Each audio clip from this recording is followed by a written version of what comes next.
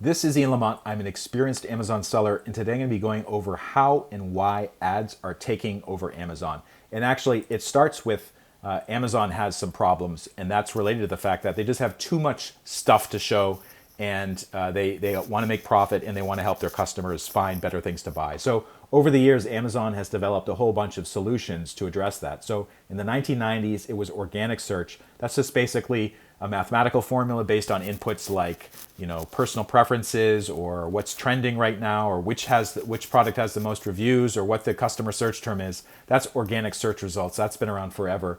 Paid search popped up around 15 years ago, and that is based on basically sellers on Amazon or publishers. They're paying Amazon to have higher placement for their product at the top of search results and on product carousels. So that has been a pretty big thing, and it's changed search results and product discovery on Amazon by quite a bit.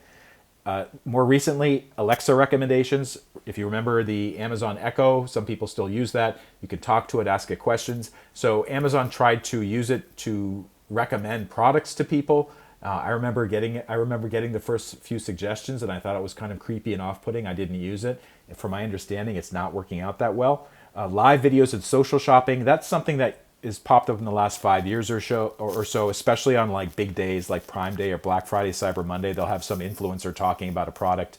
They're not that engaging. I think Amazon tried to copy it from China, where that stuff is big. It's not that big here, and it's kind of flopped. And then more recently, AI recommendations, specifically Rufus, which is their chatbot.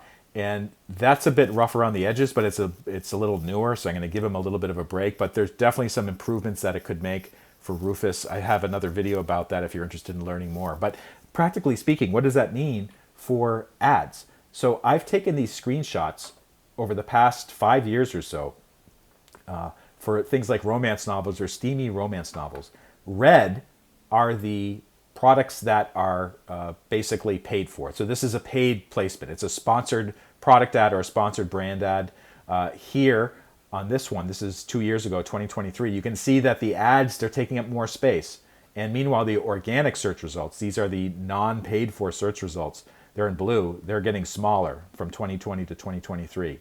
About a week ago, I did another search for romance novels, and basically at the top of the mobile screen, it's all ads. This is a video ad by the author, it looks like, and basically to see any organic placements, you'd have to scroll down to see it. So sponsored product ads are taking over Amazon. I think it's a negative because I think, frankly, a lot of the stuff that's being promoted isn't that good, and it's just, the supplier has been able to pay money to get placement there. Sometimes they are good products, sometimes they are good books, sometimes they are good other stuff.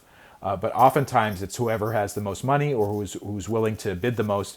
And meanwhile, independent products, especially in certain categories, they just get shoved out because they can't afford the advertisement. So they don't show up at all, and it's very hard to find them.